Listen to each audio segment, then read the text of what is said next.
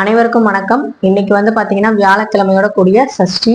நேற்று நம்ம பஞ்சமி திதி தேய்பிரை பஞ்சமி அன்னைக்கு வாராகி அம்மனுக்கு என்ன மாதிரி பூஜைகள் பண்ணேன் அப்படிங்கிறதையும், என்ன தீபம் ஏத்தினேன், அதனால என்ன பலன், எந்த ராசிக்காரர்கள் இந்த வாராகி தாய்க்கு ரொம்ப ரொம்ப பிடிக்கும், அவங்க வேண்டுனாலும் வேண்டாட்டியும் வாராகி தாய் அவங்களுக்கு அருள் புரிவாங்க. அதை பத்தின ஒரு வீடியோ நேற்று போட்டிருந்தேன். இன்னைக்கு 6ஆம் நாள் திதி பாத்தீங்கன்னா சஷ்டி. இந்த சஷ்டி திதியை பத்தி சொல்லவே தேவையில்லை. எல்லாருக்குமே பாத்தீங்கன்னா முருகப்பெருமான ரொம்ப ரொம்ப பிடிக்குது. முருகப்பெருமானோட கோவில்கள்ல கூட்டங்கள் இப்ப அதிகமா ஆகுது. நிறைய பேர் பாத்தீங்கன்னா மாலை போடுற எண்ணிக்கை அதிகமாயிடுச்சு. காவடி எடுக்கிறவங்க எண்ணிக்கை அதிகமாயிடுச்சு. ஸோ பாத்தீங்கன்னா கலியுக கடவுள் முருகன் அப்படிங்கிறது நம்ம எல்லாருக்குமே கண்கூடாவே தெரியுது. இறை நம்பிக்கை இல்லாதவங்க கூட இப்ப பாத்தீங்கன்னா முருகப்பெருமானை பத்தி பேசுறதும் முருகப்பெருமானை வேண்டுறதும் அதிகமாயிடுச்சு. ஸோ இன்னைக்கு நான் என் வீட்டில் ஒரு எளிமையான பூஜை தான் பண்ணியிருந்தேன். அந்த பூஜையை பற்றி நான் காமிக்கிறேன். அதோட சேர்த்து முருகப்பெருமானை பற்றின சில விஷயங்களை பற்றியும் நம்ம தெரிஞ்சுக்கலாம். இந்த வீடியோ உங்களுக்கு பிடிக்கும், பயனுள்ளதாகவும் இருக்கும். கண்டிப்பாக லைக் பண்ணுங்க. அதே மாதிரி இந்த சேனல் உங்களுக்கு பிடிச்சிருந்துச்சு அப்படின்னா, யூஸ்ஃபுல்லான விஷயங்கள் இந்த சேனலில் வருதுன்னு நீங்கள் நம்புறீங்க அப்படின்னா இந்த சேனலை சப்ஸ்கிரைப் பண்ணுங்க. இப்போ வாங்க நம்ம வீடியோக்குள்ளே போகலாம். இன்று குரு குபேர தேய்பிரை சஷ்டி. அது என்ன குரு குபேர தேய்பிரை சஷ்டி அப்படின்னா, வியாழக்கிழமை வரக்கூடிய குரு பகவானுக்கு உரிய இந்த நாள்ல, இந்த கிழமையில நமக்கு தேய்பிரை சஷ்டி வந்திருக்கு. முருகப்பெருமானுக்கு உரிய திதியான 6ஆம் திதியான சஷ்டி. சஷ்டியில் இருந்தா அகப்பையில வருங்கிறது எல்லோருக்குமே தெரிஞ்ச ஒரு அற்புதமான விஷயம்.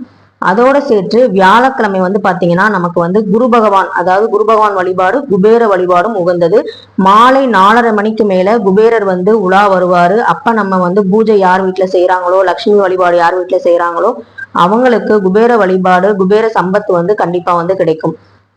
அதோட மட்டும் இல்லாம குபேரர் அப்படிங்கிறவரு சிவபக்தர். சிவபக்தர் அப்படிங்கும் போது கண்டிப்பா பாத்தீங்கன்னா முருகனை வழிபாடு செஞ்சாலும் குபேரர் அருள் நமக்கு பரிபூர்ணமா கிடைக்கும்.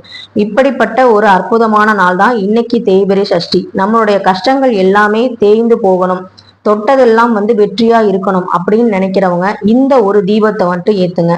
ஒன்னும் பெரிய பரிகார தீபம் இல்ல. இந்த இலைய வேணாம், அந்த இலைய வேணாம். முருகனுக்கு உகந்த செவ்வரளி மலர் இருக்கு பாத்தீங்களா, அதை ஒரு தாம்பாளத்துல எடுத்து செவ்வரளி மலரை பரப்பி அதுக்கு நடுவுல ஒரு நெய் தீபம், ஒரு நல்லெண்ணெய் தீபம், ரெண்டுல எது வேணாலும் நீங்க ஏத்தலாம். எங்க வீட்டுல நெய் இல்லை அப்படின்னா நீங்க நல்லெண்ணெய் தீபம் ஏத்திக்கலாம். முருகருடைய வேல் இல்ல சிலை அப்படி இருந்துச்சுன்னா நீங்க சாயங்காலம் அபிஷேகம் பண்ணலாம். இல்ல உங்களுக்கு எப்ப நேரம் கிடைக்குதோ, ஏன்னா இன்னைக்கு இரவு 12 மணி வரைக்கும் நமக்கு சஷ்டி இருக்கு. அதனால நீங்க மாலை வேளையில குபேர சம்பத்தோட குருவர்களோட நம்ம முருகப்பெருமானுக்கு நீங்க அபிஷேகம் ஆராதனை செஞ்சு, அதுக்கப்புறம் விபூதி அபிஷேகம்ங்கிறது முருகப்பெருமானுக்கு ரொம்ப பிடித்தது. அதோடு இளநீர் கிடைச்சது அப்படின்னா இன்னமும் ரொம்ப ரொம்ப நல்லது. அந்த இளநீரை நீங்க நெய்வேத்தியமாவும் பாத்தீங்கன்னா முருகப்பெருமானுக்கு வைக்கலாம். இளநீர் அபிஷேகம் செய்யறது ரொம்ப ரொம்ப நல்லது. அதே மாதிரி என்கிட்ட இளநீர் இல்லை, அதனால நான் பாத்தீங்கன்னா மஞ்சள், திருமஞ்சனம், அதுக்கப்புறம் பாத்தீங்கன்னா விபூதி, இந்த 3 பொருட்களை நான் அபிஷேகம் பண்ணி நல்ல மலர்கள் வாசனை மிகுந்த மல்லிகை பூ, ரோஜா வச்சு செவ்வரளி வச்சு நான் இன்னைக்கு பூஜை பண்ணேன். அதே மாதிரி நீங்களும் இந்த செவ்வரளி மலர், இந்த பரிகார தீபத்துக்கு செவ்வரளி மலர் எல்லார் வீட்லயுமே நிறைய வீட்டுல கிடைக்கும். இல்ல பக்கத்து வீட்டுல வாங்குறீங்க அப்படின்னா கடனா வாங்காதீங்க, காசு 1 ரூபாயாவது கொடுத்துட்டு இந்த பொருளை வாங்குங்க, செவ்வரளி மலரை. ஏன் அப்படின்னா நம்ம பூஜைக்காக நமக்காக வேண்டுதல் வைக்கிறதுக்காக எந்த ஒரு பொருள் வாங்கினாலும் அதை நம்ம கடனாவோ இல்ல இலவசமாவோ வாங்கக்கூடாது. அது பலன் நமக்கு கிடைக்காது. நீங்க எந்த வீட்லயாவது பக்கத்து வீட்டுல பூ இருக்கு நான் பறிக்கிறேன் அவங்க தருவாங்க அப்படின்னா கூட அவங்க கிட்ட ஒரு 5 ரூபாய் காயினை கொடுத்துட்டு இந்த பூக்களை கொஞ்சம் வாங்கிக்கோங்க. ஏன்னா கடையில வாங்கினா நம்ம காசு கொடுத்தா வாங்க போறோம். சுவாமிக்கு நம்ம குடும்பம் நல்லா இருக்கணுங்கிறதுக்காக நம்ம வாங்குறோம். அப்படிங்கும் போது நம்ம ஓசியில நம்ம வாங்கக்கூடாது. அது இறைவனுக்கு நம்மளுடைய செய்யற பூஜைகள் நமக்கு பலன் அளிக்காம போயிடும். அதனால காசு கொடுத்தே வாங்குங்க. செவ்வரளி மலர் தானே அப்படின்னு சொல்லி அசால்ட்டா நம்ம இது பண்ண வேணாம். ஆனா அதே மாதிரி உங்க வீட்டுல இருக்கு, நீங்க தான் வளர்க்குறீங்க அப்படின்னா அது ஒன்றும் பிரச்சனை இல்லை. அந்த மலர்களை பறிச்சு நீங்க செவ்வரளி மலரை ஒரு தாம்பாள, சின்ன பித்தளை தாம்பாள தட்டுல பரப்பி அதுக்கு நடுவுல ஒரு அகல் விளக்கு வச்சு அது மேல நல்லெண்ணெயோ இல்ல நெய்யோ ஏதோ ஒரு எண்ணெயை விட்டு நீங்க சிகப்பு திரி இருந்தா சிகப்பு திரி, இல்லைன்னா வெண்பஞ்சு திரி இருந்தா அதை கூட நீங்க வச்சு விளக்கு முருகப்பெருமான்ட்ட ஏத்தும் போது உங்க வேண்டுதலை வச்சு நல்லபடியா இந்த தேய்பிரை சஷ்டியில என்னுடைய கஷ்டங்கள் எல்லாம் தீர்ந்து நான் தொட்டதெல்லாம் துலங்கணும், எனக்கு வெற்றி வகை சூடணும் அப்படின்னு சொல்லி நீங்க முருகப்பெருமான்ட்ட மனமுருகி வேண்டி முருகப்பெருமானுடைய மூல மந்திரம் என்ன உங்களுக்கு தெரியுமோ அதை பாராயணம் செஞ்சு இந்த விளக்கு முன்னாடி உங்க வேண்டுதலை வைங்க. எல்லாமே நல்லபடியா இந்த தேய்பிரை சஷ்டியில நமக்கு நடக்கும். அது மட்டும் இல்லாம கலியுக கடவுளான முருகப்பெருமான் எல்லா இடங்கள்லயுமே இப்ப இருக்காங்க.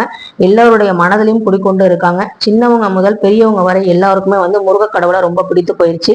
அதனால பாத்தீங்கன்னா முருகனோட அருள் நமக்கு பரிபூர்ணமா கிடைக்குங்கிற நம்பிக்கையோட அவர் எது பண்ணாலும் நமக்கு நல்லதுதான் அப்படின்னு சொல்லி நீங்க வேண்டி கடவுள்கிட்ட உங்க வேண்டுதலை வச்சிருங்க.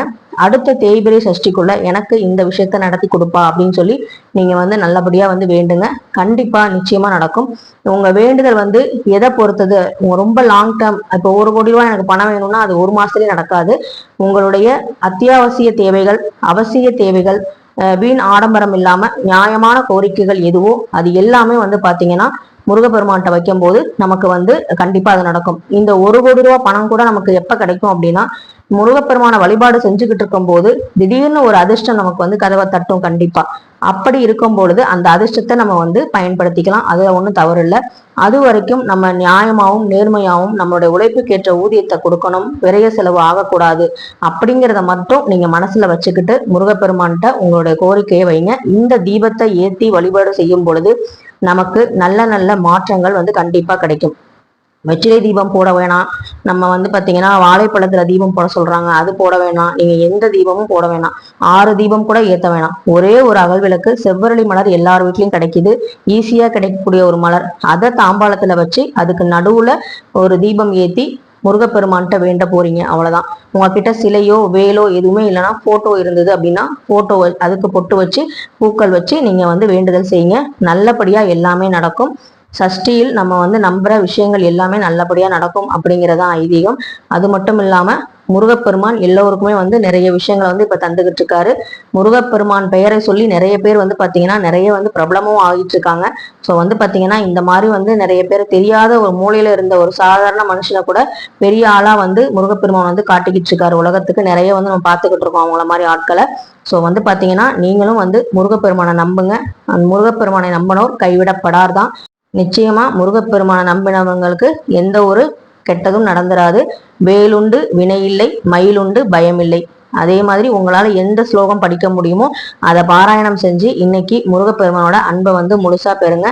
ரொம்ப ரொம்ப இந்த குரு குபேர தேய்பிரை சஷ்டியில எல்லா கடவுள்களுடைய அருளும் நமக்கு பரிபூர்ணமா கிடைக்கிறதுக்கு அந்த முருகப்பெருமான் நமக்கு ஆசீர்வாதம் பண்ணுவாரு.